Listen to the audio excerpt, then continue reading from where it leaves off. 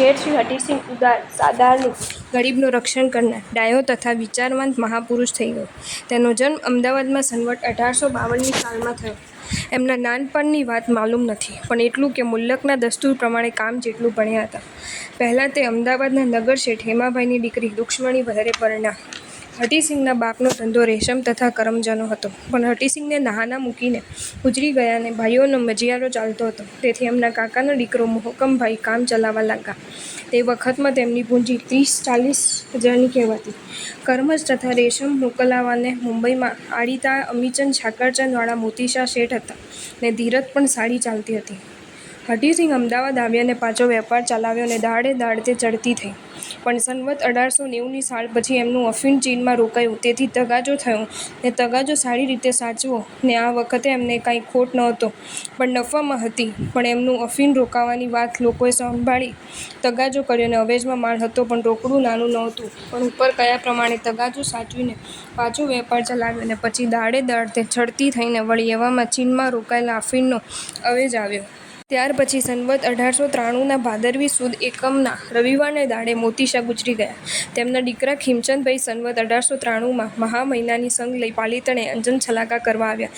ત્યારે પોતે પાલિતાણા ગયા ને લોકોના કહેવામાં આવ્યું છે કે આ સંઘમાં 15,000 માણસ એકઠું. એ સંઘમાંથી ખીમચંદભાઈ સાથે કાંઈક આખો રસ થશે એવું લોકોને કહેવામાં આવે છે, પણ માન્યમાં આવતી નથી. તહાંથી પાછા આવીને શહેરમાં પેટ વિના પોતે રીખમદેવને સંગ લઈને ધૂળેવાઈ ગયા. હઠીસંઘ વેપાર કરતા, તેમાં અફીણ ચીન ચડાવતા, ને સટ્ટાનો રોજગાર પણ અઢળક કરતા, ને તેમને ઘણું કરીને 1000-2000 પેટીઓ વિના સોદો કર્યો નથી. હમણાંના કેટલાય વેપારીઓની પેઠે કોઈને સાથે દગાઓ રમતા નહોતા, ને કચરતા નહીં. પણ કદી તેઓ બહુ જ કચરાતા હોય તો તેમને ન કચરાવા દેવા, ને ભાવ ઓછો વધતો તકે ખાંડતા. પોતાને ટોટો આવતો હોય તો પોતે ખોટ ખમીને તે વેપારીઓને ઊભા રાખે. હઠીસિંહના મૃત્યુની અગાઉ 5-7 વર્ષમાં તો ઘણાક રૂપિયા પેદા કર્યા. તેમાં કોઈ વારસમાં 5 લાખ, ને કોઈ વારસમાં 7, ને કોઈ વરસમાં દેશ, એ પ્રમાણે અઢળક પૈસો મેળવ્યો. પછી સનવત 1899ની સાલમાં હઠીસિંહ નગરશેઠ હિમાભાઈ તથા મગનભાઈ કરમચંદ મળીને પંચતીર્થનો સંઘ લઈ જાત્રા કરવા ગયા. પણ રોગચાળો ચાલ્યો, તેથી પાછા આવ્યા. પોતે પોતાની આહારની વાડીમાં જે નાનું દેરું હતું તેનું મોટું કરીને પ્રતિષ્ઠા કરવાનું ધાડી. સનવત 1901ના મહાસુદમાં ખાતમુહૂર્ત કીધું, પણ પાછળથી પોતાની મરજી એવી થઈ કે એ દેરું શિખરબંધ 52 જિનાલયનું બાંધવું, ને અંજન છલાકા કરાવી. એવું ધાડીને પોતે મોટું દેરું બાંધાવ્યું, ને થોડું ઘણું કામ અધૂરું હતું, ને અંજન છલાકા કરવાની તૈયારી હતી. પણ એવામાં પોતાની માતાજી સૂરજબાઈ ઘણા જ માંદા થયા, ને આજ મળે કાલ મળે એવું થઈ હતું. ને વળી એવામાં પોતાને હઠીભાઈ શેઠને હોટે ફલ્લી થઈ, તો ફોલ્લી વકરીને 4 દાડા માંદા રહીને સનવત 1901ના શ્રાવણ સુદી પાંચમ શુક્રવારને રોજ પાછલા પહોળે દહાડે શેઠ દેવગત થયા. આ પુરુષ એવો ઊંડ નજરવાળો તથા ધર્માત્મા હતો, તેથી તેમને અગ્નિદાહ મૂકવા લઈ જતા જોવાને સર્વ લોકો જોવા મળ્યા હતા. ને જે જોવા આવ્યા હતા તથા જે ઘેર હતા તેઓની આંખમાંથી આંસુ 3 દાડા સુધી સુકાયા નથી. ને બીજા લોકો કરતાં ગરીબ લોકો હઠીસિંહને ઘણા સંભાળે છે. એમને ઘેર દર્દીઓ અથવા દુઃખીઓ આવતા તેને ખુશી કરતા, પણ ખાલી હાથે પાછો કોઈ નહીં ગયો. તેઓ 18 વરણના લોકોને દાન દેતા, ને તેઓને 1થી માંડીને 1000 સુધી આપતા. હઠીસિંહ શરીરે ઘઉં વરણના હતા, ને ઊંચા હતા, તથા મોં લાંબુ હતું.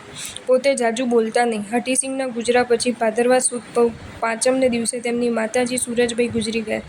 પહેલાં હઠીસિંહ નગરશેઠ હિમાભાઈની દીકરી રૂક્ષ્મણી વહેરે પરણ્યા, પણ તે સ્ત્રી આંખે અંધ થઈ, તેથી હિમાભાઈની બીજી દીકરી પ્રસન્ને પરણ્યાને જહાડે તે ગુજરી ગઈ.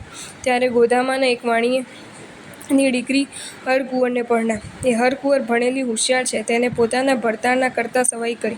હઠીસિંહ ગુજરી ગયા ત્યારે પોતાની 2 બાયડીઓમાંથી એકને છોકરું નહોતું, તેથી પોતાના પિતરાભાઈ દોલાભાઈના 3 છોકરા હતા. તેમાંના 2 વડા દીકરાને પોતાની 2 સ્ત્રીઓને ખોળે સૂપ્યા, ને પોતાની બહારની વાડીના બાંધવા માંડવેલા દેરાનું તથા તેની પ્રતિષ્ઠાની કામની સારી રીતે ભલામણ કરી કે રૂઢી રીતે અંજન છલાકા કરાવી. પછી એ દેરામાં પધરાવા, ને પ્રતિમાની અંજન છલાકા કરવા વગેરેનું મુહૂર્ત લીધું.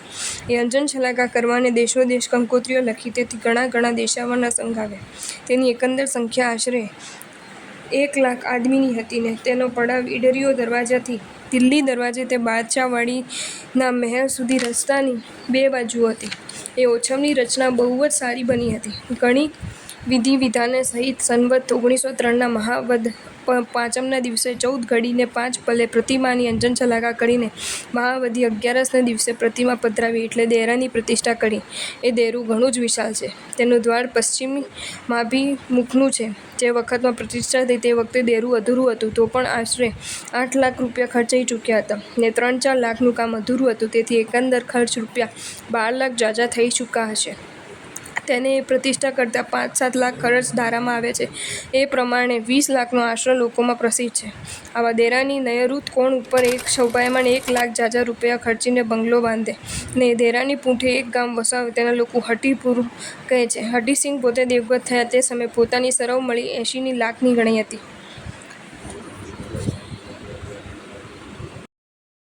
જો તમને આ વિડીયો ગમ્યો હોય તો આ વિડીયોને લાઇક કરો અને શેર કરો અને આવા જ નવા વિડીયો જોવા માટે જૈન ફેક્ટ્સ એન્ડ સ્ટોરીઝની ચેનલને સબસ્ક્રાઈબ કરો. ધન્યવાદ.